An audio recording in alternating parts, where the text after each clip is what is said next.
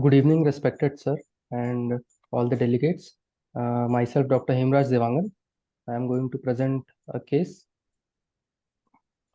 Sir, does the slide visible? Yeah. Sir, Clearly. presenting the case of 2-year-old male child, resident of village Banda from Lakhanpur district, Sarguja, of caste Munda, corresponding to socioeconomic status of class 3 lower middle class according to modified Kuppuswamy scale, and informant was mother, which is reliable, admitted on 13th of April of 2024 and was examined on 13th of April itself on 2024 and presented with the chief complaint of hurried breathing since 4 months of age. History of present illness. The patient was apparently all right till the age of 4 months. Then he had gradual onset hurried breathing, initially only during the feeds. Later, mother noticed increased sweating of the child while feeding associated with hurried breathing during the feeds. Earlier, the child used to feed for 20 to 30 minutes at a time and was sleeping for at least 1 to 1.5 hours. But later, as the child developed hurried breathing, the child feeding time decreased to less than 10 minutes, and the child used to breathe faster and stops feeding for some time, then again feeds, suggestive of suck rest and suck cycle. Initially, the child had hurried breathing during the feeds, but gradually hurried breathing progressed at rest.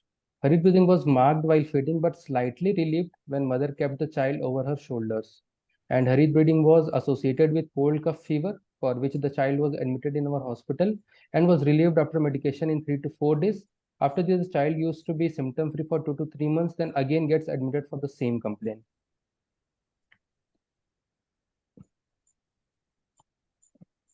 Yeah, 1 minute. Hurried Before breath- you go to the negative history, can Yes, you go sir. to the first slide, please? Yes, sir. So, Next one. fast breathing or hurried breathing noticed since 4 months of age, isn't Yes, it? sir. Yes, The sir. primary complaint. Yes, Now, sir. forget all the history that you gave. Yes, sir. Okay, go to the next slide. Go to the next slide. And patient is apparently all right till the age of 3 months. What do you mean by the statement apparently all right? Sir, means the patient's parents did not notice anything abnormality in the patient, for which the patient needs to be brought to the hospital or need treatment. Okay. Was the child completely healthy at 4 months? Sir, at the age of 4 months, the mother noticed about hurried breathing. That No, is why before she. 4 months, Yes, sir. the baby completely healthy, normal, totally normal. Sir, the mother said that the child was having mild respiratory illness in between, but was not very means not very marked, for which the child need admission. So she was thinking that it was only mild respiratory infection. So in a OPD basis, she used to take the child. No. What I want you to tell me, was this baby completely all right at 4 months or not? Yes, sir. Yes. How do you Yes. say this baby is completely normal? What made you confidently say this baby was normal until 4 months? Sir, because the mother did not give any history before the age of 4 months, that may be requiring hospital admissions, or she was not very concerned about any of the symptom for the child that was very marked. So I thought that the child may be all right till the age of 4 months. Okay, is that enough to say everything was all right?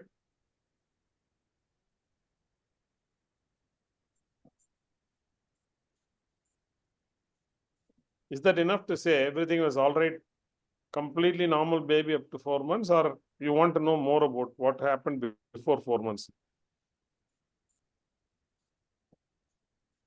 Somebody has put in the chat box, Dr. Rajkumar, weight gain to be seen. Is it important? Yes, sir, weight gain is important. That's important. So, if you are very sure everything was all right in terms of growth and development and symptoms, yes, I agree. That is number one. Yes, sir. Then you had put sweating of the child while feeding. Yes, What's sir. the significance of the increased sweating?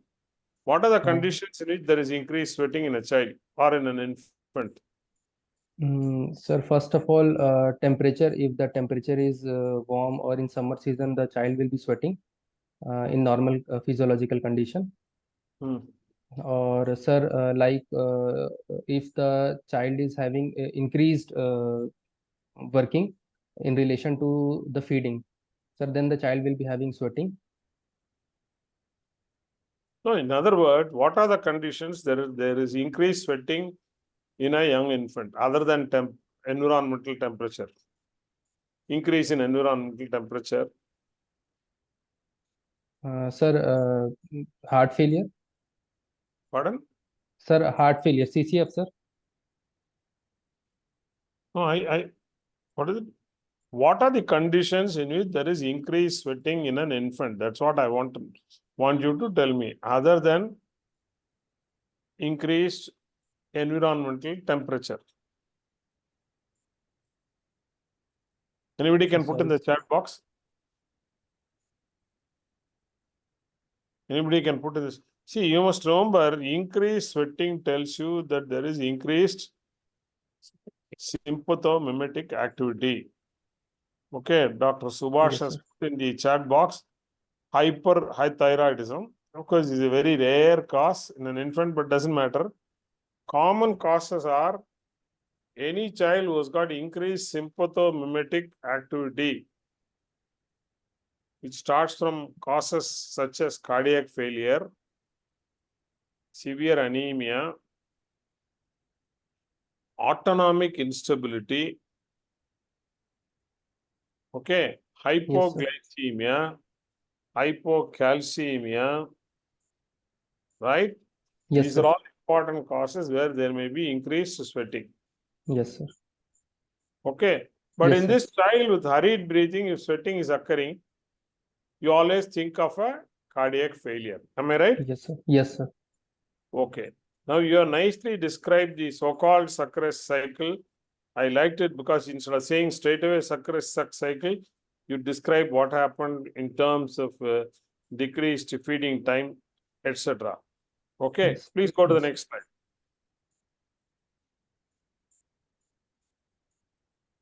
Yeah. Yeah.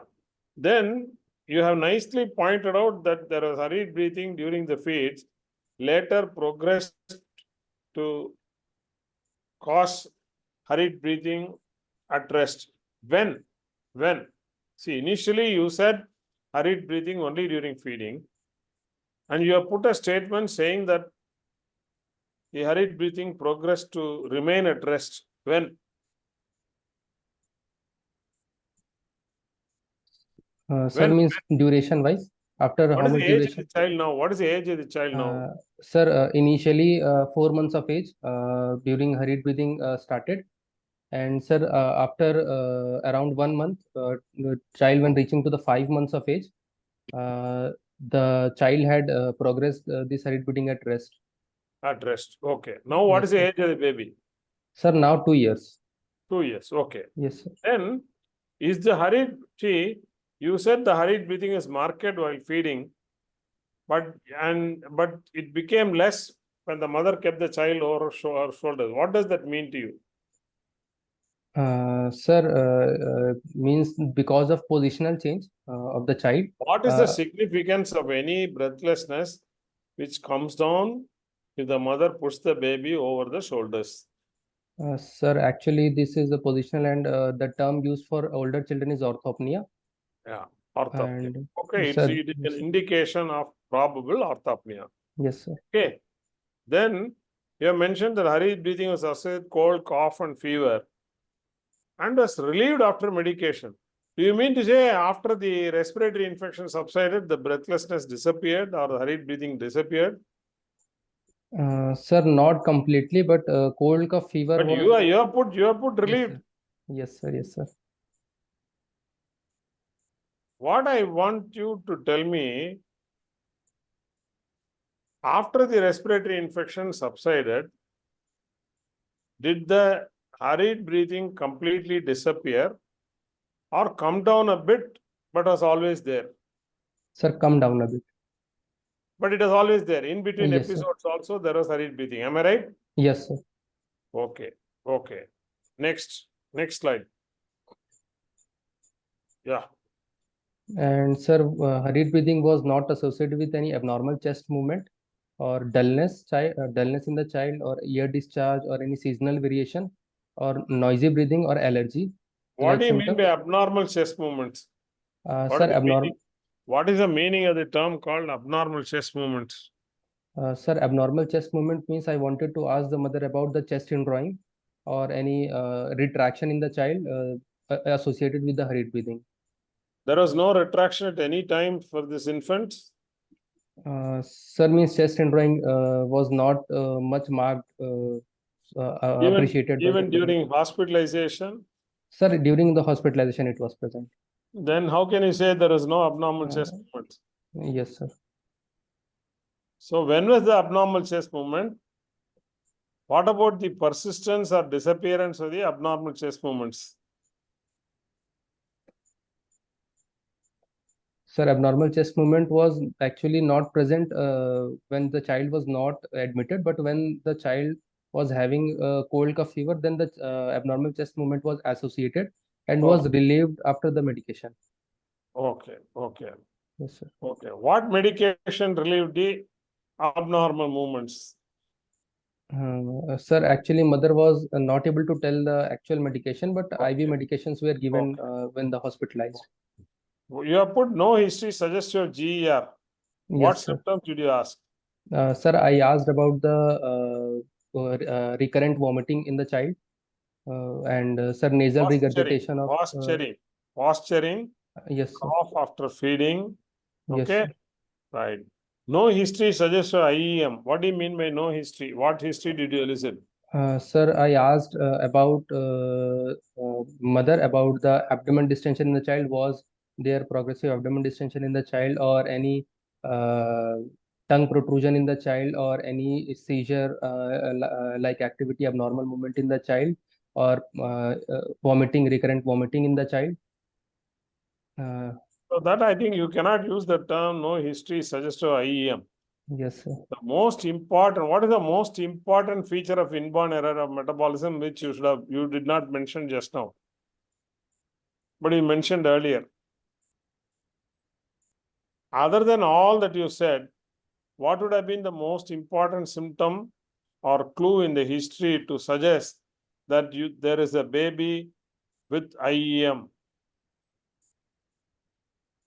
Anybody can put in the chat box. He said vomiting, breathlessness, etc., odor, etc. Yeah, somebody has put Smita Jain, weight gain. Yes. Yes, sir. Failure to thrive would have been a very, very important clue to the presence of a inborn error of metabolism. In addition to, of course, whatever you said, organomegaly, etc., odor, etc. No. Can I ask one question here? Please, sir. Sir. Yeah. So in a child where we are bringing in a possibility of a cardiac involvement, and the child at 4 months had suck, rest, suck cycle, which is progressively increasing and gone on to orthopnea. What specific IEM he had in mind to ask this question? Why bring in IEM in this child? Excellent question, sir. What prompted you to think of IEM in the clinical setting that you have presented? I'll give you a clue. Abdomen is distended, particularly the right side. Baby cries in the nights, becomes very hungry, and is also sweating more, becomes drowsy, occasionally throws a seizure. I can't give you more clues. Glycogen storage disease. Yes, sir, GST. That is what Dr. Agarwal is hitting at. Okay, Pompous. Yes, sir. Right. No history suggests a chronic anemia. What history did you get? Sir, I asked about the previous history of any blood transfusion in the child, or any paler look or decreased So suppose activity. transfusions are not given, it rules out chronic anemia, is it? Not significantly, sir. Means BT can be present. I think that's not you can only say no history of transfusions. That's all. Yes, You can't say no history suggests a chronic anemia. On the contrary, if a child has compensated chronic anemia, he will be hemodynamically stable and probably would show you only pallor and nothing else. Yes, sir. Okay. Please go ahead. Please go ahead. Sir, is it important that this child had begun symptom at the age of 4 months? Yeah, we will. Yeah, this is a very good question, sir. Let him answer. Yeah. Sir is asking, this child, as you said, was well till 4 months. There is no tachypnea, but of course you didn't mention about the weight gain.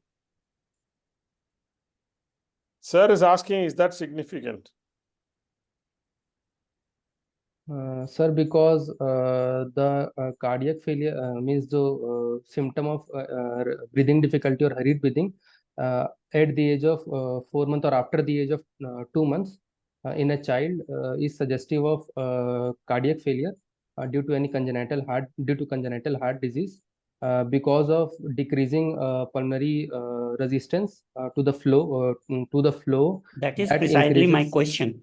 That Yes, is sir. precisely to what I wish to draw your attention that Yes, normally speaking, the pulmonary pressures start decreasing around 6 after to 8 6 weeks. to 8 weeks. Yes, sir. So if I were to have a child who has left to right shunting, which probably would be the most common cause of suck-rest cycle at this age, 4 months is a slightly delayed kind of a presentation. I would expect the child to be symptomatic much before that, around 6 to 8 weeks. So my question is, when the breathing difficulties started at 4 months, was it a febrile illness which led on to a kind of a cardiac involvement? No, sir. Initially, it was just hurried breathing, but later in the subsequent episode, the child had fever and cold and cough associated, and the child this time when presented was only associated with only had hurried breathing, no fever, cold, cough, sir. And then you have a time period of say 4 months to 2 years, which is around almost 20 months. What has happened to this child over 20 months? I would expect a child who had left to right shunting or a congenital heart disease to have recurrent kind of a problem. This child recovers from one episode and goes on to the second, third episode. So from the history, I can't gather that this child had recurrent problem over 20 months, which seems little odd to me for a left to right shunting. Sir, here I mentioned that 2 to 3 months again had symptom and was admitted in the hospital in the span of 2 to 3 months. Why would the child remain absolutely symptom-free for 3 months when the child became symptomatic at 4 months? I mean, that is something looks little odd to me. Yes, sir. Now, before that, let me ask Dr. Hemraj. Yes, sir. I mean, you have finished your history, or you have some more information in the history? No, sir. Yeah. History is finished. After what is the yeah? What is the next? What next slide? Next slide. Next slide. Oh, you have gone to the past history. Read out the past history. Read out past history. 6 hospital admissions since 4 months of age for pneumonia. 4 admission last year. 6 hospitals admission for what? 4 since 4 months. 6 hospital admissions for pneumonia. 4 admissions in the last 1 year. Yes, sir. Yeah. Okay. This is where your history becomes important. There Yes, are and of course let us forget the family. You complete the family history. I'll come to you again and ask you to interpret. Please go ahead with the family history. Go ahead. Yes, sir. Go Family ahead. history. Yes, sir. The age of father is 25 year and mother is 24 year. And sir, there is history of death of second degree relative with a hole in heart at the age of 18 years and had death at 15 years back. 15 years back, she was 18 years of age. Sir, this is 3 generation pedigree chart. Okay, fine. And sir, then treatment history. Go ahead. You go ahead. Hi, sir. Sir, yeah, the child was earlier after the age of 4 months, the child was diagnosed as a CHD and was started on syrup Puriped. And 3 months back, Always again, make a habit of only mentioning pharmacological names and not trade names. Say furosemide. Yes, Okay. yes, sir. And sir, on tablets, spironolactone, 3 months back. And sir, antenatal history, the age of mother at which she conceived the child was 22 years. Birth order was 1. It was a non-consanguineous marriage, spontaneous pregnancy, and was diagnosed with UPT positive test. And she had only 2 ANC visits and had done ultrasonography at the age of 5 and 8 months in the ANC period, and took one TT vaccine, and took iron, folic acid, and calcium. She didn't have any fever in her ANC period. No history suggestive of gestational diabetes mellitus or preeclampsia. There is no history of irradiation in ANC period, and there is no history of any other drug intake in her ANC period. Go ahead. Go ahead. Go to the next. Sir, natal history, the child was full-term normal vaginal delivery with immediate cry, and 2.5 kg was birth weight. It was an institutional delivery. There was no history of an ICU admission post-delivery, but was admitted for neonatal jaundice at the 4 days of age for 1 week duration. Postnatal history, the child was breastfed exclusively for the 6 months, and weaning was started at the age of 6 months with home prepared foods. Two comments. One, with a term delivery, birth weight 2.5 kg. Normal? Is it normal? Yes, sir. How can you call it normal? 2.5 kg you want to accept? Term infant? Definitely, if it is 2.5 kg, term infant, full term, it is intrauterine growth retardation. It becomes a small for date infant.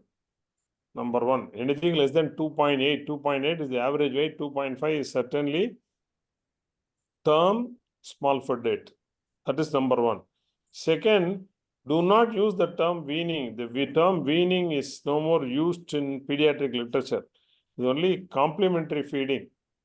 Yes, sir. Even if you give milk other than breast milk on day one, it becomes complementary feeding. It's not weaning. Yes, sir. Okay. Please go ahead. Next slide. Yes, sir. Sir, then immunization history, the immunization is incomplete. The child had immunization at the birth, then at 1.5 month, and at the 9 month, measles vaccine was given. Is measles vaccine given alone? Where is it given? Hello. Standalone measles vaccine, is it being Sir, given? means mother was just telling कि खसरे का टीका लगवाया हमने. She was very confident, Mother but might not say, what is the documented. vaccine which is given in the UPI schedule today? Is it measles vaccine or anything else? Sir, it is MR vaccine. MR vaccine. So you should be conversant with that. Yes, Measles sir. vaccine standalone is not available anywhere in the Yes, world sir. now. Yes, sir. Okay. Yes, Right. sir. Sir, then the developmental history, the child is developmentally appropriate as per age. Okay. Now, Sir, then go ahead to the dietary yes, history. sir. Then dietary history, the dietary history was calculated with 24-hour recall method in the pre-illness period, and was found with calorie deficit of 210 kilocalorie, and proteins was adequate. What sir, is it? 1 minute. yes. Total calories 719. I am surprised how this child is getting 22 grams of protein. Very unusual for a child to receive 790 calories and 22. Very high protein. I don't know how you calculated. Okay, fine. Let us not worry about it. But all you know that definitely, what is your comment on the diet? Calorie deficit is more than protein deficit. Protein Yes, sir. requirement is being met with correctly. Calorie deficit 20% deficit is there. Yes, Okay, sir. right. Go ahead. Did you ask about any micronutrients in the diet, and what's the significance of micronutrient administration or supplementation as a historical point in a child who's suspected to have a cardiac lesion? Sir, a micronutrient specifically can be asked for iron. Iron and as well calcium. as calcium. Iron as well as calcium. Of course, thiamine deficiency can occur, in babies who are not being breastfed or are being given very dilute feeds. Yes, sir. Right? Iron deficiency and calcium deficiency and rickets. Rickets can cause cardiomyopathy. You must remember. Yes, sir. Rickets can cause vitamin D deficiency, can cause hypocalcemic cardiomyopathy. which will respond only to calcium and vitamin D administration, and the child can recover. Hypocalcemic cardiomyopathy due to vitamin D deficiency. Okay, Yes. next slide. Next slide, please. Sir, then socioeconomic history. They reside in a kacha house, uses toilet and uses boiled water before drinking from borewell, and they follow proper hand washing techniques. And sir, socioeconomic status class 3 lower middle according to modified Kuppuswamy scale. Okay. Hemraj, Yes. few suggestions for you in terms of the way you present your history. One, you talked about socioeconomic history immediately after the past history. Don't do that. Many examiners might not like it. Yes, After the history of present illness and past history, start the antenatal history and then proceed. Okay. Yes, And yes. don't talk about anthropometry immediately after the history.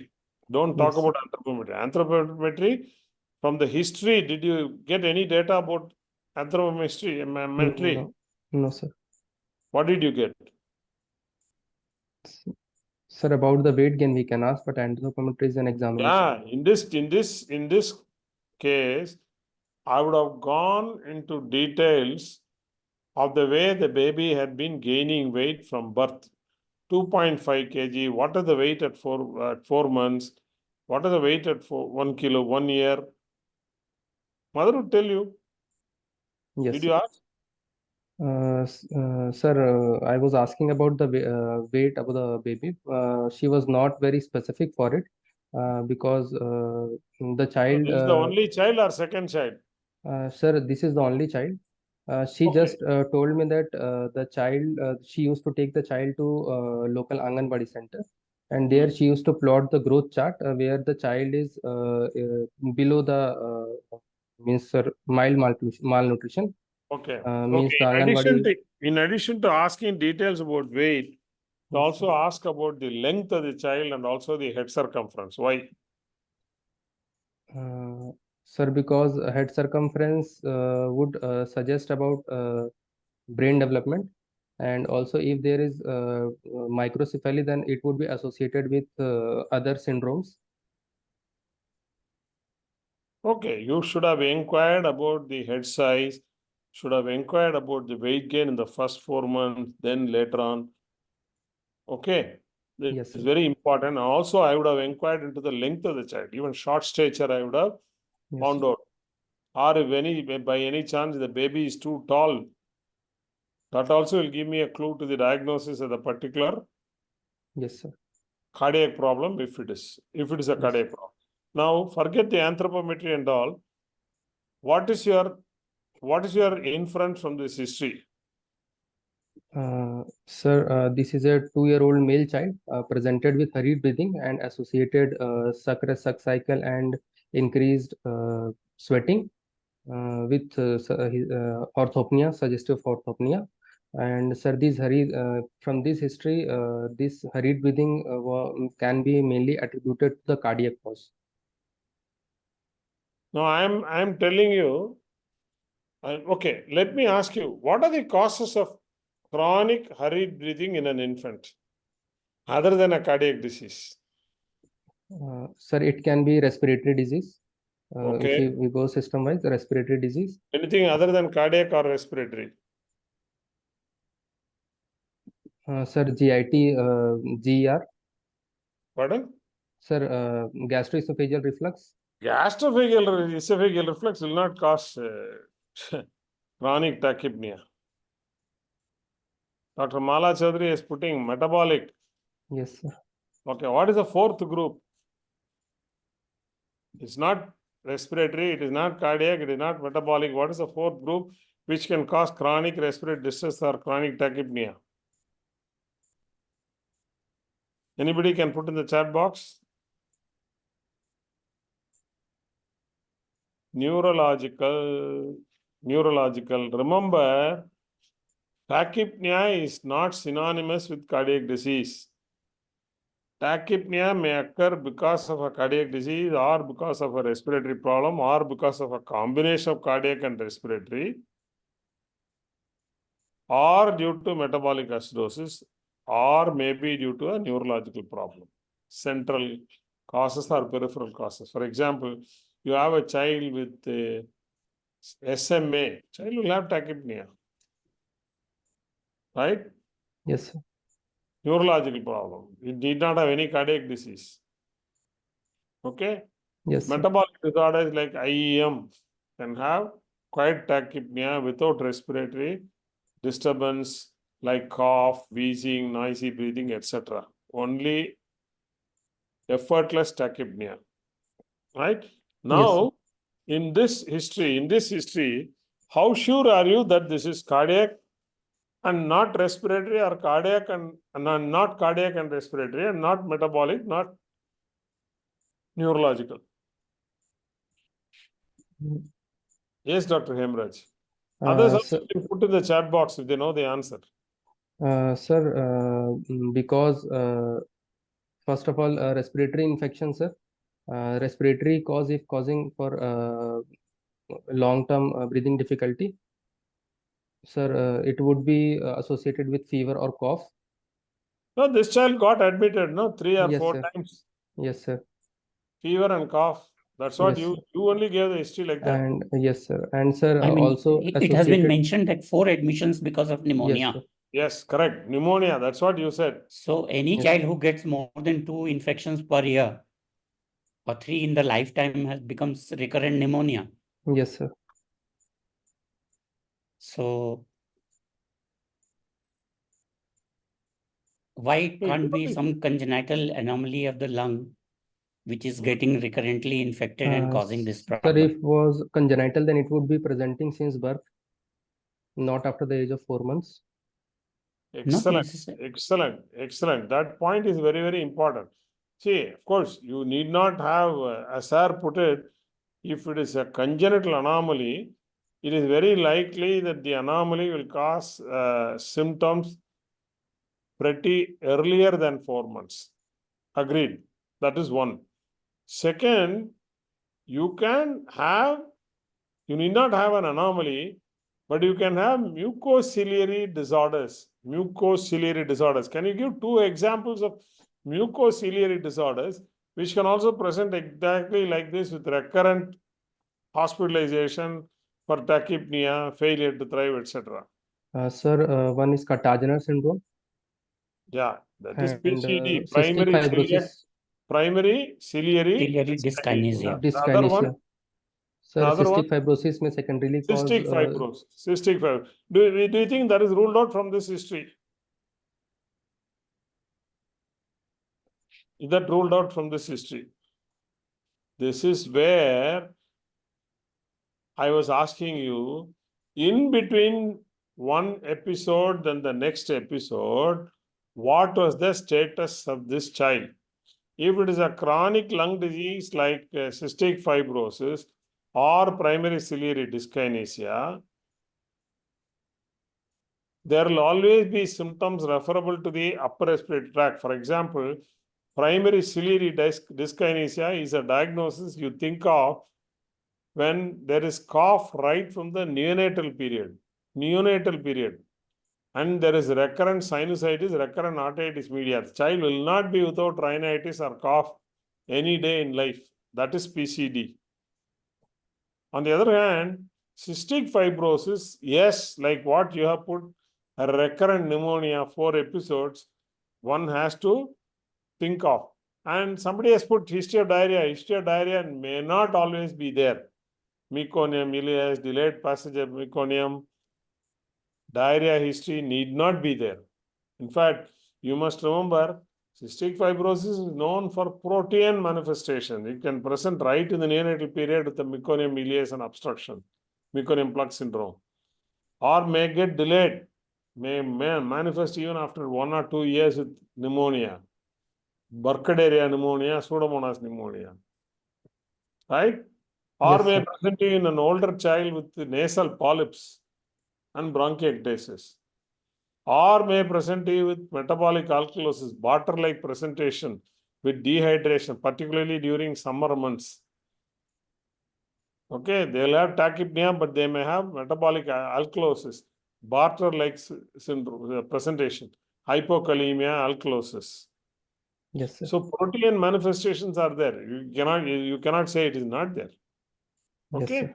The Yes, only thing is, if there is orthopnea, success cycle, and child relatively asymptomatic between episodes of hospitalization, but with tachypnea persisting in between hospitalization, you always think of a cardiac disease. That is why I asked in the beginning of the history, in between one episode of pneumonia and the second episode, was there tachypnea and success cycle? Yes or no? Yes, sir.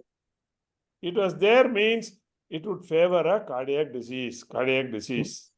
Yes, sir. Right? Sometimes, Yes. rarely, you may get dual etiology. Just to give you an example, your cartilaginous syndrome, you only mentioned, dextrocardia with situs inversus may be associated with the cardiac malposition and cardiac anomaly also. Bronchiectasis may be there, causing recurrent respiratory symptoms or persistent symptoms. And the cardiac disease, malposition plus anomaly can also give rise to cardiac failure. Both can coexist. That is very rare. Yes, sir. Right?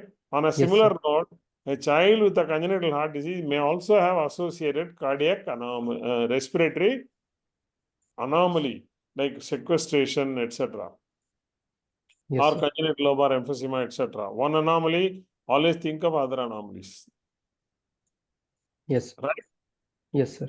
Okay. Yes, Now, sir. in this child, do you think this is cardiac and respiratory or this is cardiac? Sir, this is cardiac. Cardiac. But how do you explain 4 episodes of pneumonia?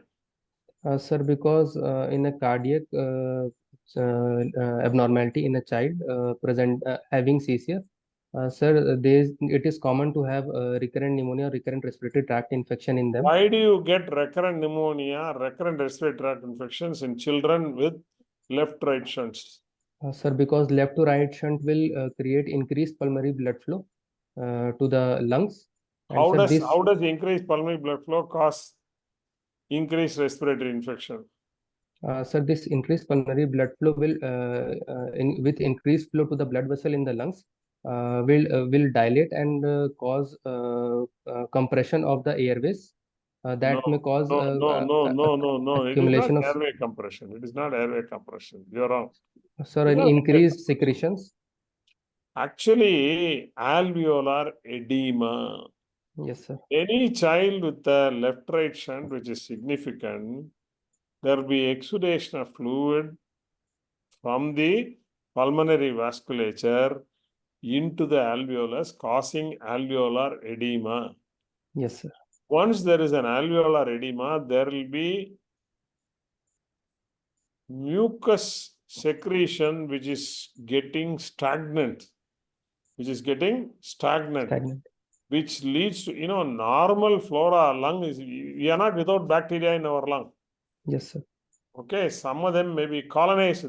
And if they have a favorable medium like accumulated alveolar fluid, it increases the risk of pneumonia. Infection. Yes, sir. Okay. Yes, in sir. addition, increased secretion of mucus takes place in response to the alveolar edema, and that may cause minimal increased viscosity in the small airway and cause occlusion, thereby increasing the risk of infection and pneumonia. Yes, sir. Okay. Yes, that sir. is the mechanism why you get increased lower respiratory infections in left-right shunt. Yes, sir. Okay. Yes, sir. Right. Now, if this is a cardiac disease causing repeated pneumonia, but causing persistent respiratory distress, and of course, you are not sure whether it is failing to thrive or not, right? From the Yes, sir. history. Yes, sir. Starting at 4 months, birth weight is 2.5 kg. What are the possibilities? What cardiac problems could have caused this? Sir, first of all, age of presentation. But you Is said left right shunt, left right shunt. yes, sir. There Yes, sir. again, Dr. Agarwal very nicely asked, if it is a left right shunt, when do symptoms start? Why do symptoms start so late? Sir, because in left to right shunt, the blood will be coming from left ventricle to the right ventricle, and obviously it will be passing through the pulmonary vessels. But as after the birth, the pulmonary vascular resistance is high in the neonates, and it gradually decreases after 6 to 8 weeks of life, causing increased left to right shunt from left ventricle to the right ventricle on to the pulmonary vessels, causing increased CCF and risk for increased respiratory infection. Okay, Hence what are the the age left of right shunts you know of? And which uh, left right shunt could be there in this child? Sir, most common left to right shunt is ventricular septal defect, and sir, others are atrial septal defect and patent ductus arteriosus. Is there any other left right shunt other than these three? Can anybody put in the chat box one left right shunt? In fact, I am fond of telling students there is one left right shunt which can be left right or right to left. AV fistula doesn't okay. Systemic AV fistula. Most important differential diagnosis of a left right shunt is TAPVC. TAPVC. In fact, Park's pediatric cardiology mentions total anomalous pulmonary venous connection amongst both cyanotic as well as acyanotic heart disease. Unobstructed TAPVC can behave like a large VSD without cyanosis. It can present with cardiac failure. Okay. Now, Yes, amongst these four, VSD, ASD, PDA, and TAPVC unobstructed, which left-right shunt is likely in this child? Sir, it is likely ventricular septal defect. Yeah, ventricular septal defect is very, very likely. Very, very likely. Okay, right. Yes, sir. Now, my next question is, which cardiac acyanotic heart diseases you can pick it up right in the newborn period? Give examples. Cardiac acyanotic heart diseases which can be picked up in the neonatal period. You don't have to wait for 6 to 8 weeks for the pulmonary vascular resistance to come down. Can you give few Sir, examples? Sir, if a PDA can be picked up in a neonatal period. PDA also, first few days it may not be picked up except in preterm. Yes, Again, sir. it also can get picked up only by around 6 to 8 weeks. Yes, sir. ASD, VSD, PDA invariably gets missed by the neonatology unit because first week it may not follow. So, which Yes. acyanotic congenital heart diseases are picked up in the neonatal period? Sir, aortic stenosis. Yeah, stenotic lesions, unlike left-right shunts, are picked up in the newborn period, which includes aortic stenosis, pulmonary stenosis, and coarctation of aorta. And even mitral regurgitation or severe aortic regurgitation can be very, very symptomatic right in the newborn period. The only difference is that an obstructive lesion causes more of what you call murmurs, right? And causes less of failure to thrive than a left-right shunt. A left-right shunt causes more of failure to thrive because of pulmonary edema, recurrent respiratory infection, etc. Whereas an obstructive lesion like aortic stenosis or pulmonary stenosis does not present with such symptoms. It may only be symptomatic with mild dyspnea, and you may be able to pick it up with murmur. Anthropometry may not give a clue to the presence of aortic or pulmonary stenosis, whereas anthropometrical abnormalities will give a clue to the presence of a cyanotic heart disease or a left-right shunt. Okay? Yes, sir. Right. Okay. Now, is this a metabolic disease? Other than left-right shunt, other than a stenotic lesion, which for various reasons I said you don't get symptoms like that at 3 months, right? Except coarctation aorta. In which case, if there is coarctation, you would have always picked up some clues from the history from the mother about dysmorphism, cubitus valgus, etc. Turner syndrome association, right? Yes, Then, other than that, tell me a few other cardiac disorders which you should consider if there is cardiac failure, suck-rest cycle, like this with recurrent respiratory infection starting from 4 months of age. Few other disorders. We already discussed primary myocardial disease. Yes, sir. For example, you can very well have a young infant developing Kawasaki and then cardiac failure, or a MIS-C and then cardiac failure, or a viral myocarditis giving rise to cardiomyopathy. That will also present exactly like this. Worsen during respiratory infections, apparently improve, but the child will never become all right in between. Or Yes, sir. some metabolic disorders like your Pompe's, endomyocardial fibroelastosis, dilated cardiomyopathy. They also have to be considered in the differential diagnosis in this child. But here the typical presentation by around 4 months makes the possibility of a left-right shunt uppermost, though primary myocardial disease cannot be completely ruled out. Okay? Yes, sir. Dr. Agarwal, if you have further questions in the history, you can ask, otherwise we'll proceed for examination. Sir? We'll proceed with examination. Yeah, please. We'll go ahead with examination. So then general examination. The child was conscious and oriented and was tachypnic with nasal flaring. There was no pallor icterus cyanosis, clubbing, edema or lymphadenopathy. The vitals were 95% of SpO2 in room air. Pulse rate was 126 per minute, measured at right radial artery, and was regular, normal in volume, and there was no radioradial or radiofemoral delay. Respiratory rate was 56 breaths per minute. BP was 96 by 68, measured in both upper limbs, and 100 by 70 in both lower limbs, and temperature was 98.2 degree Fahrenheit. 1 minute.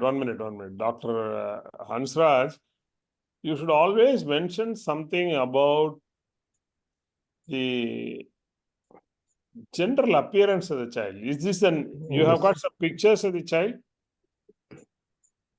Yeah, we'll look at the face of the child. 1 minute. Let me take. Yes, sir. Yeah. Okay. Now, to me, see, always pediatricians should describe the first impression correctly.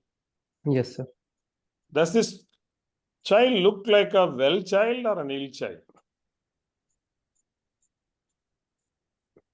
Does it look well or ill? Sir, it is No? slightly ill Does it child. look ill or well? Yeah, the answer can be only one of the two. Yes, sir. Is it ill or well? Sir, it is First a impression. sir, it is a well-looking child. Well looking. How can you Yes. say well looking? Such a thin child. Do you think this child, if you say well, I think there's something wrong with your eyes. To me, this child is not well looking. Only thing is, he's not acutely ill looking. It looks chronically ill, underweight, and I can see the chest deformity of funnel chest and Harrison sulcus the moment I see the child.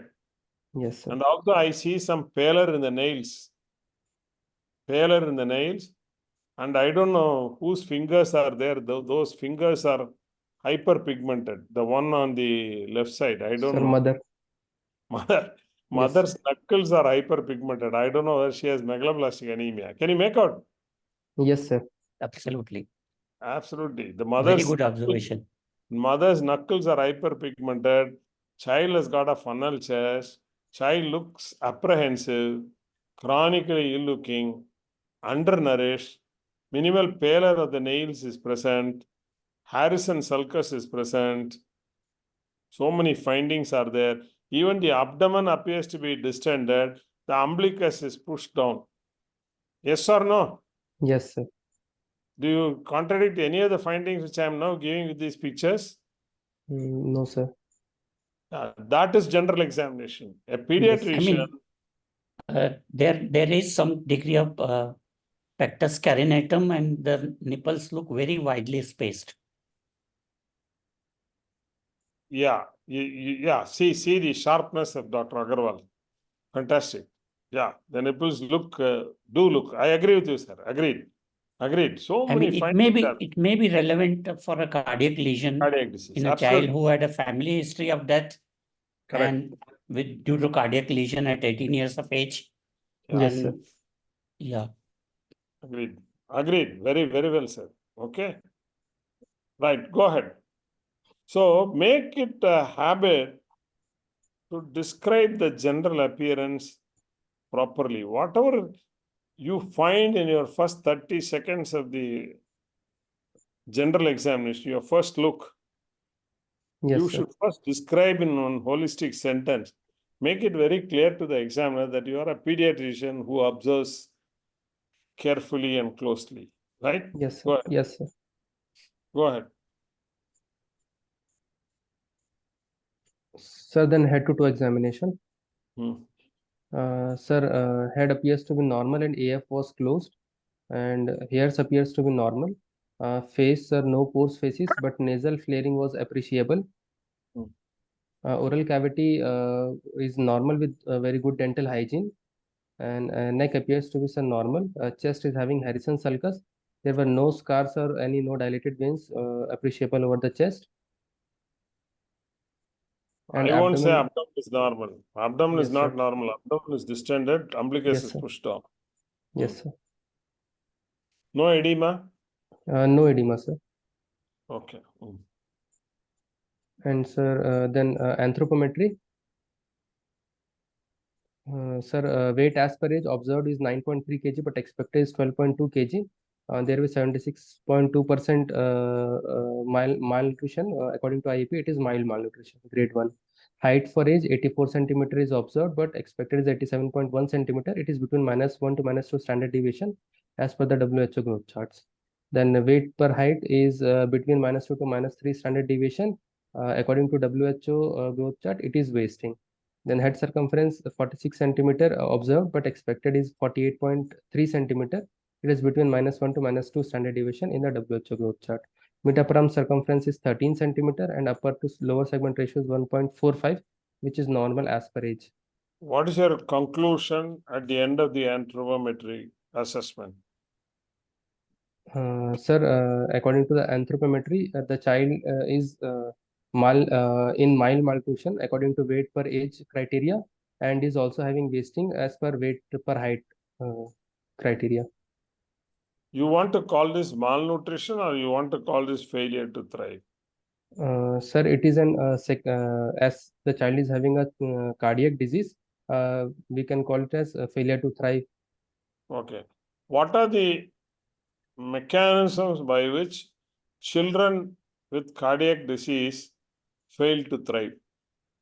Sir, first of all, the child are having recurrent respiratory infections, due to which there will be increased energy demand in the child. That will not be met through the normal feeding or normal energy requirement will be increased. Hence, they will be failure to thrive.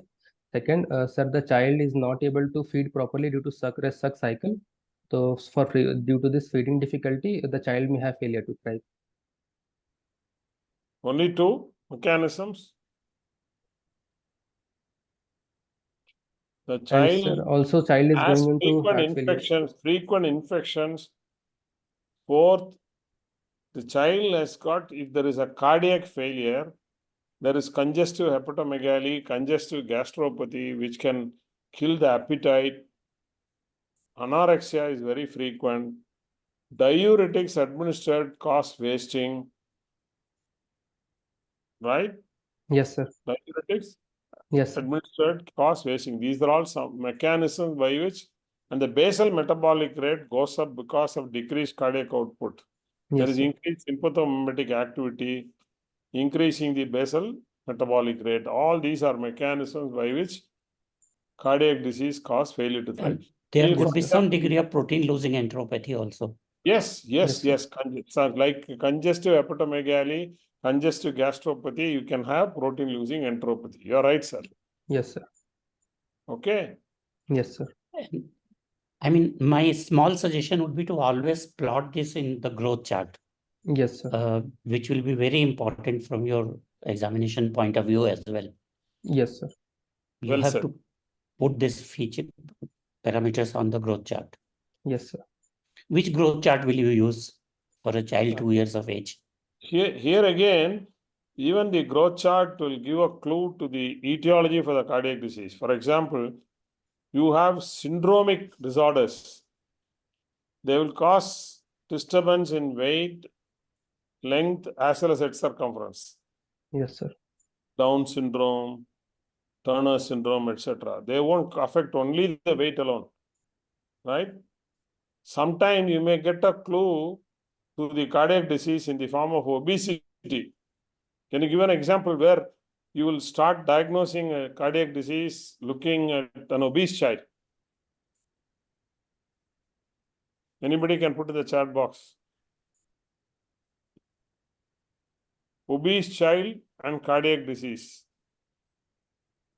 Lawrence-Moon-Biddle or Bode-Biddle syndrome. Bode-Biddle syndrome. Obesity.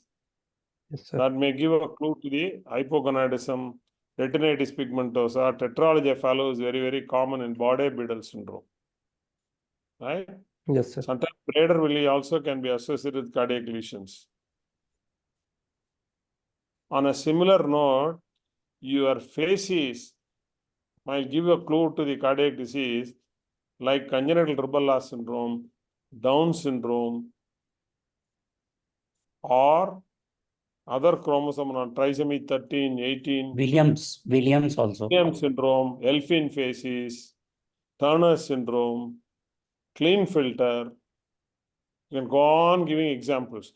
So all these are important clues to the diagnosis of the cardiac disease, congenital cardiac disease, right? Yes, sir. You even have what is called conotruncal facies in tetralogy of Fallot, Yes, sir. right? Yes, sir.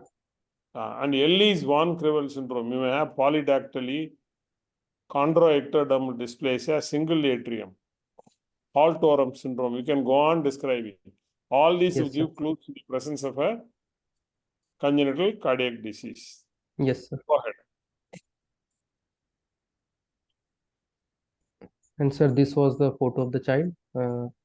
Sir, then going to systemic examination. First of all, There inspection. edema, there pedal edema. No, sir. Pedal edema and sacral edema was not present in this child. Yes, sir. Right. Okay, go ahead. Sir, then No clubbing, no clubbing. no, sir. Clubbing was also not present. Okay. Okay. Sir, then inspection. Upon inspection, the precordium appears to be hyperdynamic with apex pulsation visible 1 centimeter lateral to the nipple. There were no dilated wings or scars or precordium or in the lateral thorax, and Harrison sulcus is appreciable over the chest.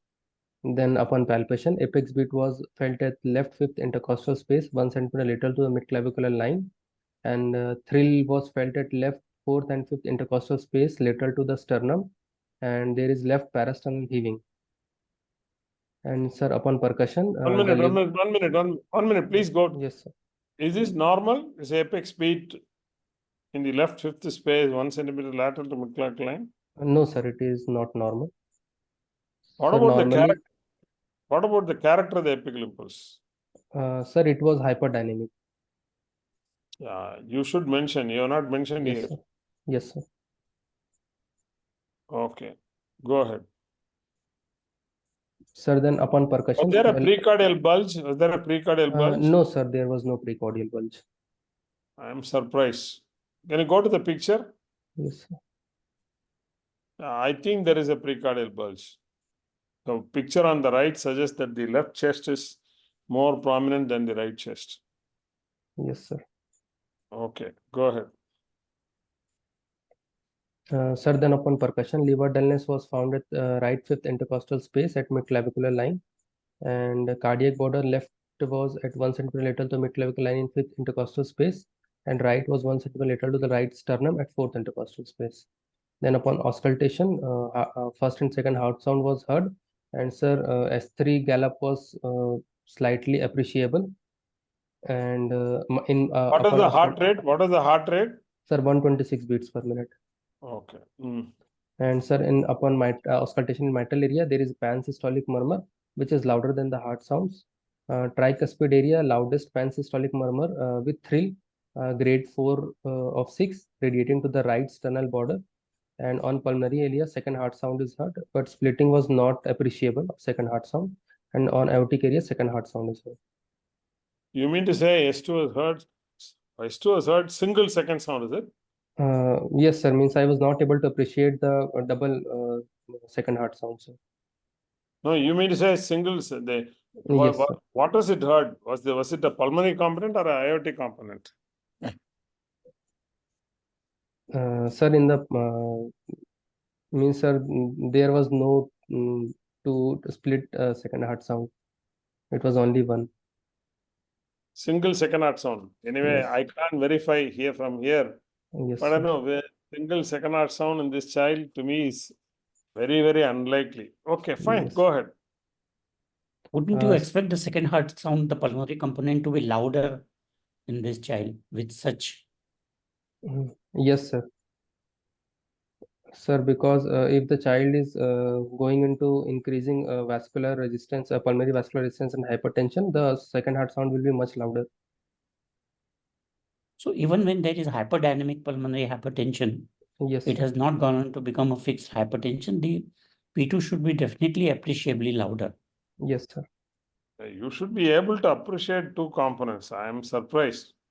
Yeah, fine. Yes, unless there is an associated, pulmonary stenosis which is severe, I don't think you're going to hear a single component of the second sound. Severe pulmonary stenosis developing in a VSD will ameliorate the symptoms, cause improvement in the clinical condition. Yeah. Sir, actually, the child was not very cooperative during the auscultation. It's okay. It's okay. Go ahead. Sir, then upon per abdomen examination, the abdomen appears to be normal. And upon palpation, the liver was 5 centimeter below the right costal margin, and liver span was 8 centimeter, soft inconsistency and having smooth borders. Spleen was not palpable. And is there any epigastric or systolic pulsation of the liver? No, sir. There were no epigastric pulsation or any hypochondriac pulsation. Okay. And sir, upon percussion, the tympanic note on all quadrants except in the right hypochondrium of the liver border, which was dull. And upon auscultation, 5 bubble sounds were heard per minute. And respiratory system, upon inspection, respiratory rate was 56 per minute, regular. Harrison sulcus were present, and bilateral symmetrical chest movement, and there were no other significant findings upon inspection in the respiratory system. Upon palpation, bilateral symmetrical chest movements were present, and upon percussion, it was bilateral resonant percussion sound, and upon auscultation, bilateral vesicular sound were heard. There were no other abnormal sound appreciable.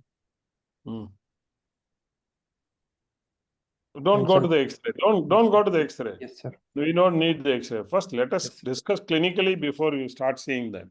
Yes, sir. Yeah. So sum up your history and physical findings and give a probable diagnosis. Sir, this is a 2-year-old male child presented with hurried breathing associated with suck cycle and increased sweating and orthopnea. Sir, this child was also having failure to thrive, mild, and on examination, the child is having grade 4 murmur and also right parasternal heave suggestive of right ventricular hypertrophy and increased apex beat, which is lateralized, suggestive of cardiomegaly. And sir, this history is suggestive of cardiac disease, most probably left to right shunt, which is most probably VSD. And also, child is having hepatomegaly and hurried breathing with signs of CCF. Okay, what is your complete diagnosis? Sir, it is an acyanotic congenital heart disease with left to right shunt, most probably large VSD with sinus rhythm with CCF, without signs of pulmonary artery hypertension, without evidence of infective endocarditis, and with mild malnutrition, FTT. Okay. Now, why do you say this is VSD? Sir, because first of all, it is an acyanotic heart disease because there was no history of cyanosis or other history suggestive cyanotic heart disease. So most probably it is an acyanotic, and sir, child is going into recurrent respiratory infection, and also there are signs of CCF. So there is increased pulmonary blood flow suggestive of left to right shunt with CCF. So sir, this is history more fitting towards VSD. What physical findings suggest that this is VSD? Sir, physically there is right parasternal heave, and sir, there is thrill present, and sir, cardiomegaly, and Cardiac sir, chambers are hypertrophied from your assessment. yes sir. Which are the chambers which are enlarged? Sir, right ventricle is enlarged in this child. Only right ventricle? Sir, right ventricle and left ventricle also. How do you say left ventricle is enlarged? Sir, because apex is shifted, sir. Yeah, so first you say this child has got cardiac failure. Yes or no? Yes sir. Yes What sir. are the signs of cardiac failure in this child? Sir, suck rest suck cycle, increased sweating, Tachypnea, succrase cycle, tachypnea. hepatomegaly, tachycardia, and you have put S3 gallopment, Yes sir. gallop room. So that Yes sir. indicates that this is cardiac failure. Yes sir. Is it left ventricular failure or right ventricular failure? Sir, it is left heart failure. Left heart failure. Okay, left heart failure. In fact, some amount of right heart failure is also there because Yes, of sir. hepatomegaly. Yes. Okay, so left heart failure or combined heart failure is there. Biventricular hypertrophy is there because the apex is down and out. Yes, sir. Okay, it's out. You are saying Yes, fourth sir, is out. 1 centimeter lateral to Yes, midclavicle sir. line. And you said hyperdynamic. There is parasternal heave, biventricular hypertrophy. Remember, in the presence of isolated right ventricular hypertrophy, you should never make a diagnosis of VSD. Yes, sir. Please remember, isolated right ventricular hypertrophy is against a diagnosis of uncomplicated VSD. Yes, sir. So don't say right ventricular hypertrophy first. First Yes, sir. LVH. Yes, sir. Okay. Yes, Okay. sir. Yes, sir. Now, if this is VSD, you hear a murmur in the left sternal border. Yes, sir. I am saying that this is tricuspid regurgitation and not VSD. I am saying there is a gallop. This is primary cardiomyopathy with tricuspid regurgitation with cardiac failure because you said murmur is pansystolic in the left sternal border. You said there is a parasternal heave. You said there is tender hepatomegaly. Why not this be a cardiomyopathy causing gallop, tricuspid regurgitation, etc.? Sir, in tricuspid regurgitation, there will be very less chance of shift of apex down and out. One, any other And, point? sir, There will the be more edema. There Yes, will sir. be More edema. more edema. Yes, sir. More, and systolic pulsation of the liver will be there. Yes, sir. Epigastric pulsations will be there. Right? Yes, sir. And that is where you could have mentioned when you heard the murmur in the left sternal border, there is something else which you could have done to differentiate murmur due to tricuspid regurgitation, murmur due to VSD. What is that? Sir, murmur due to tricuspid regurgitation will increase with inspiration. Yeah. You could have tried to Yes, differentiate sir. whether it is more in inspiration or expiration. If it is VSD murmur, it will be more in expiration.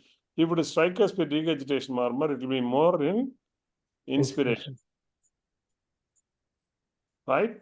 Yes, sir. Okay. Is this a large VSD or a small VSD or a moderate VSD? Sir, because sir, small VSD. Is this a small VSD or a moderate size VSD or a large VSD? Sir, large VSD. Why do you say large VSD? Sir, because of the degree of CCF, it is going recurrent respiratory tract infection. CCF is present. Okay, what is the definition of small VSD, moderate VSD, large VSD in terms of size? Sir, in terms of size, less than 0.5 centimeter square will be small VSD. 0.5 to 1 centimeter square will be moderate, and more than 1 centimeter square will be large VSD. No. Actually, remember, that is not the way. Yes, The sir. VSD is classified as small, moderate, or large based on the comparison of the size of the defect with that of the aortic orifice size. Yes, sir. Okay. A small VSD is less than 1/3 of the size of the aortic orifice.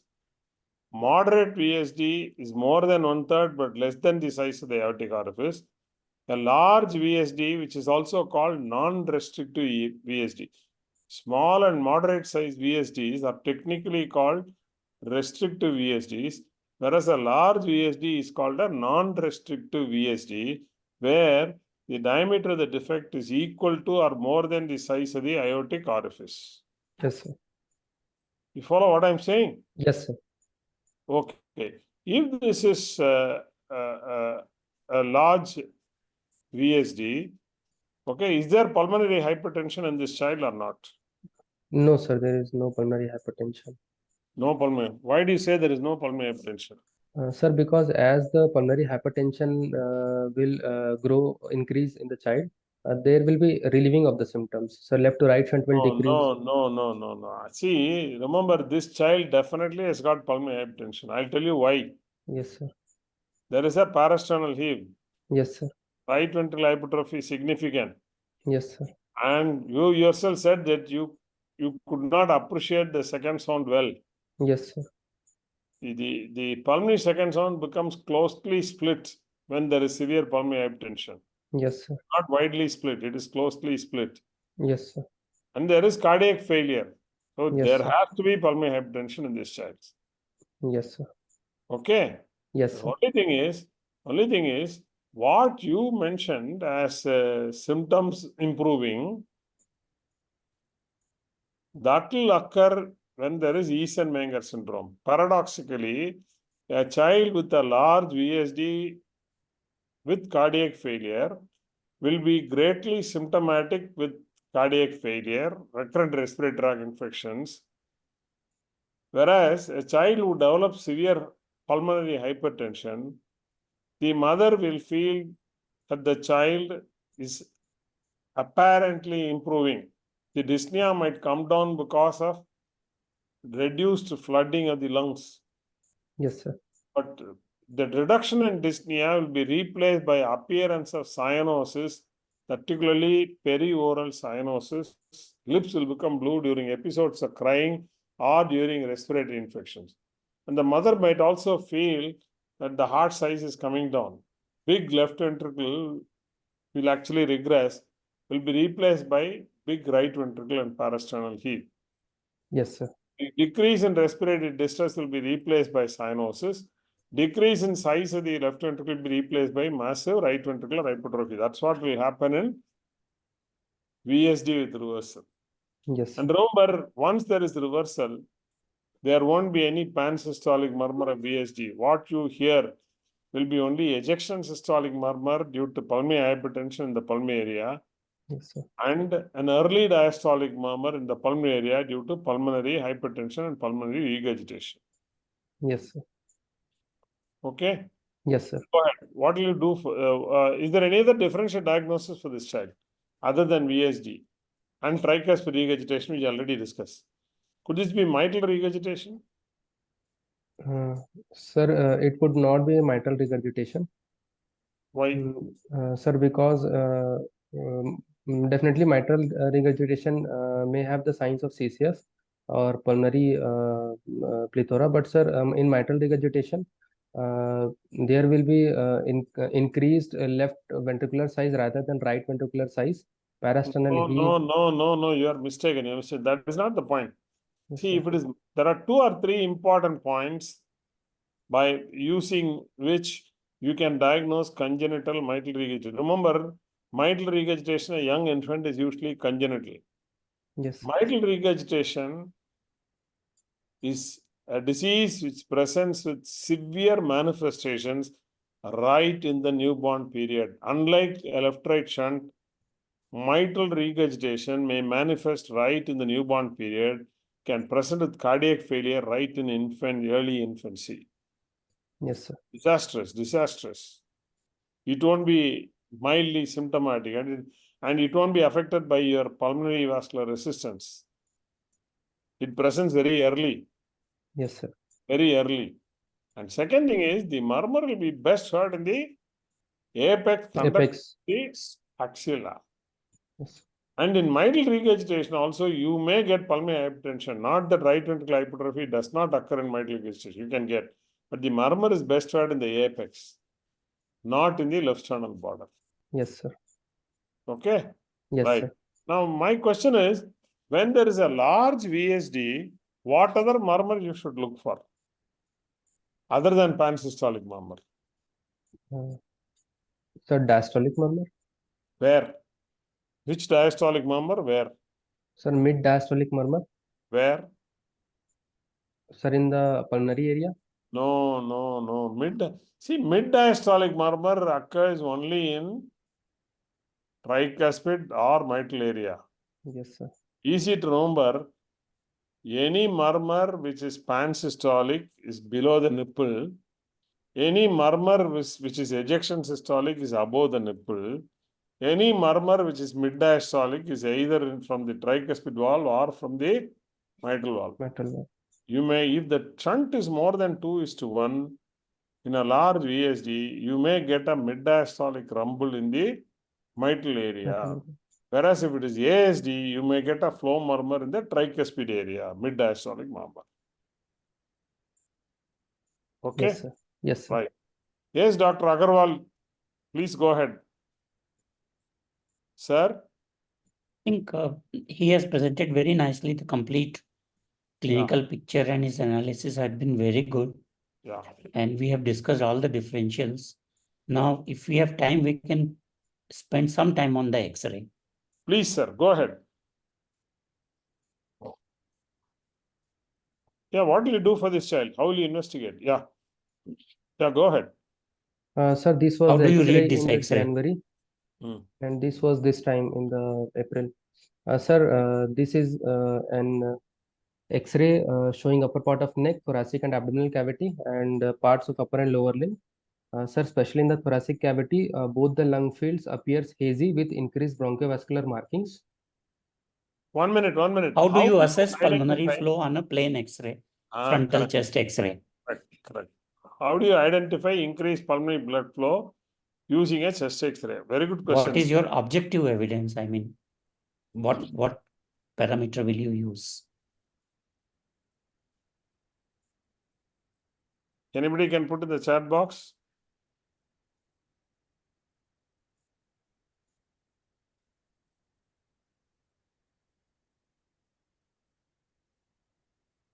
Please. Yeah. Hello? Yes, sir. Yeah.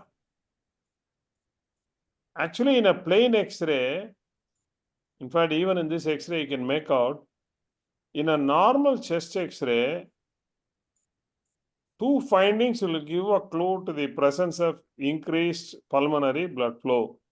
One, as you see here, particularly in the right side, in the apices, you normally do not see vascular markings, apices. 1.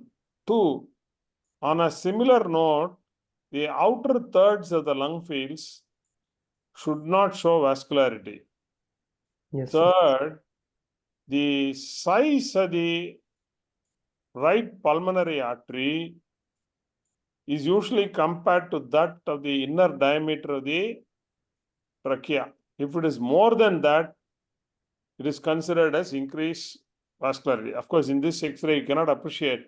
These are the 3 points. Remember the apex, outer third, and the diameter of the right pulmonary artery compared to that of the internal diameter of the trachea. These are the three criteria to say that there is increased pulmonary blood flow. Yes, sir. And here in this X-ray, I can make out the outer thirds, definitely there is increased vascularity. Apex, particularly the right side, there is increased vascularity. I can't make out the right pulmonary artery from this X-ray. Okay. Yes, sir. And there is... Next X-ray. Yeah. You have one more X-ray. This Sir, is this better. was in the month of January. Okay. Here, definitely you see prominence of the pulmonary artery. Yes, sir. And there is biventricular hypertrophy. There is cardiomegaly. Yes, sir. And a definite pulmonary plethora. And in addition, there seems to be some parenchymal radio-opacities on the right side. Probably this was taken during an acute pneumonia or a Yes, sir. respiratory infection. Okay? Yes, sir. Right. Of course, any X-ray like this, you should also look at the thymic shadow in a young infant. Please show the previous X-ray. Yeah, thymus is seen. Is not dejudged. That's something Yes, you will have to look at when you have a cyanotic heart disease and Yes, dysmorphia. sir. Okay. Go ahead. What Sir, else then, did you do? sir, in the management, No, what else did you do other than chest X-ray? sir, then the child was having echocardiography.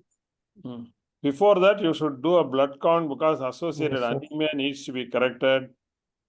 Okay. Yes, sir. Renal function test to find out if there is any electrolyte disturbance. Yes, sir. Okay. If the child is on diuretics for a long time. Yes, To sir. identify metabolic acidosis, if any. Right? And Yes, sir. associated infection, blood Yes, counts, sir. blood culture may be required. Yes, Go sir. ahead. Go ahead. You did an echo? Yes, sir. Yeah, please show us the findings. So,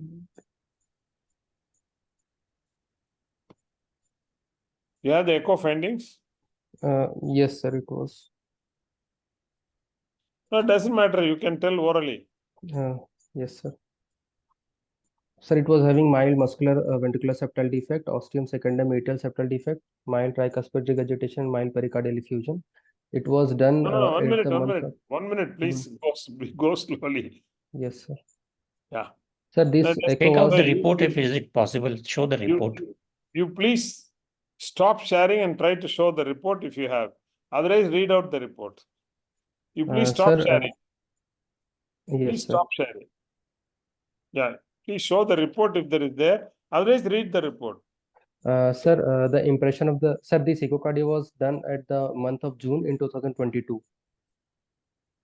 Doesn't matter. Whatever you Yes, have, sir. you just tell us. Sir, mild muscular ventricular septal defect of size 2.6 mm and 1.7 mm. There were two VSD. And sir, ostium secundum atrial septal defect of 2.8 mm size.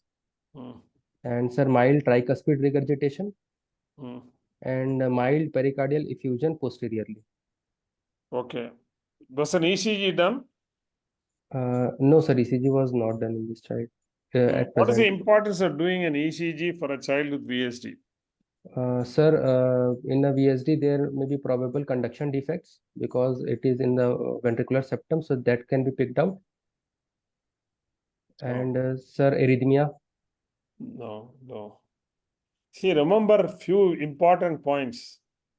If you do an ECG, if there is left axis deviation in a child with VSD, you should start suspecting ostium primum defect. Yes, sir. Like, for example, Down syndrome. Okay? Yes, sir. The ostium primum defect usually leads to an inlet VSD where there may be, you may have VSD, you may have ASD, you may have mitral regurgitation as well as tricuspid regurgitation. Yes, sir. That will be evidenced by the presence of a left axis deviation. Down syndrome, you do ECG. If it shows left axis deviation, it must be an endocardial cushion defect rather than a simple VSD. One. Yes. Two, again I am repeating, like I said clinically, only right ventricular hypertrophy, your diagnosis of VSD is not tenable. Usually what you get is left ventricular hypertrophy or biventricular hypertrophy, more of LV hypertrophy rather than RV hypertrophy. If there Yes, is sir. isolated right ventricular hypertrophy, either it is not VSD or it is Eisen-Menger syndrome. Yes, That's sir. the usefulness of ECG. You should do ECG. Yes, sir. Okay? Yes, Right. sir. Okay. Now, you said that this is VSD plus ASD. Am I right? Yes, sir. All the more in this child, you should do an ECG. Yes, sir. And there may be a chromosomal anomaly. We don't know. Yes, sir. You have to go into the genetics of the disorder. This Yes. child is shown to have small muscular VSDs Yes, on sir. echo, which is not consistent with what we have been discussing for last 2 hours. Correct. Yes, sir. And secondly, he said the second sound was not appreciable. The split was not appreciable. Yes, And sir. we have a diagnosis of secondum ASD. Yes, sir. So ASD should not present at this age with failure to thrive, and children do not present at this age with ASD. So there are a lot of discrepancies from the clinical versus the echocardiography here. I'm not able to kind of correlate the echo finding with the clinical presentation of this child. What do you do for this child? Sir, first of all, the acute condition should be immediately checked, like cardiac failure and acute pneumonia. Sir, first of all, we have to treat this condition. And sir, then later on, we have to look for the nutritional status of the child and sir, diet of the child. And sir, next, if the child is having other signs, sir, then vaccination was incomplete in this child. So we have to counsel about the vaccination in this child. And sir, later on, if the child is not improving, sir, or if he is having signs of pulmonary artery hypertension, then we have to look for if it is hyperkinetic pulmonary artery hypertension, then surgery can be advised in this child. No. You want, see, in this child, you want to wait for surgery or you straight away refer to a cardiac surgeon? Sir, as we can see, there are signs of pulmonary artery hypertension. Then we can refer the child to. Don't say we can, you should. Yes, sir. You We should. don't wait for pulmonary arterial Yes, sir. hypertension to develop. Yes, Yeah, sir. yeah. See, this VSD is not likely to close, and it Yes, is sir. more than VSD. Is there a, Yes, sir. will you offer device closure or will you offer open closure?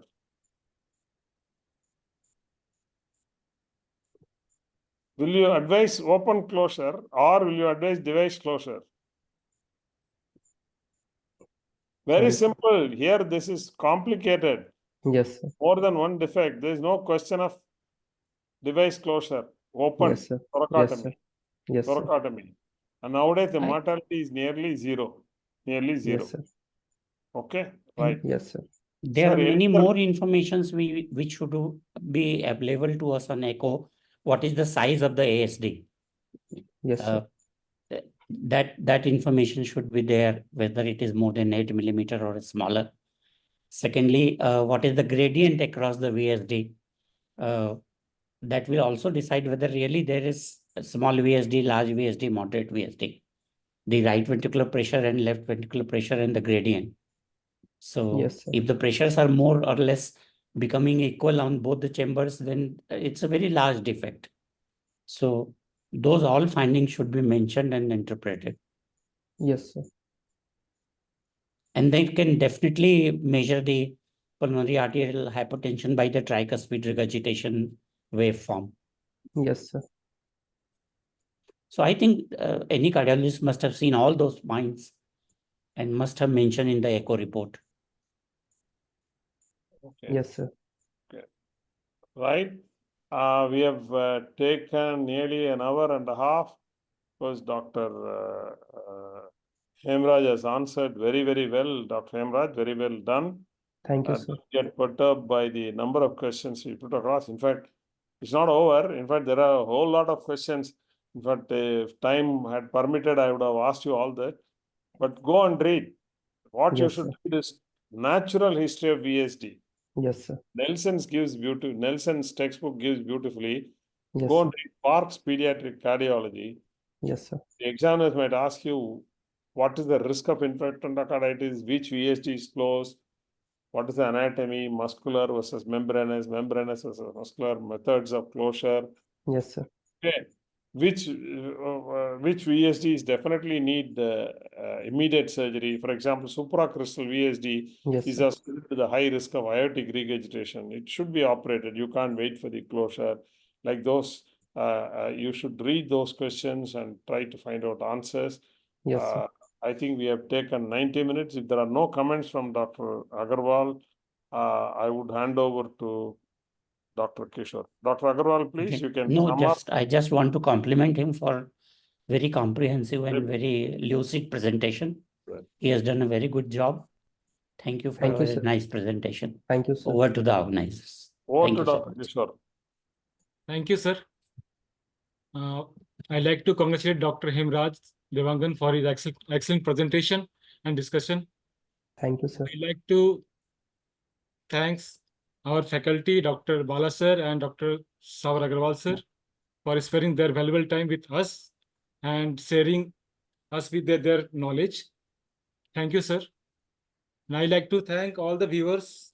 There were many seniors, Sunita Kothari ma'am, Motwani sir, Thakur sir, Ganesh Misra, Tushar sir. Thank you. Thank you all the viewers. And lastly, thank you whole Juventus group for providing us this digital platform. Thank you. Thank you all. Good night. Good night. Thank you, sir. Good night, Dr. Agarwal. Good night, sir. Good night, Dr. Kishore. Thank you and good night, sir.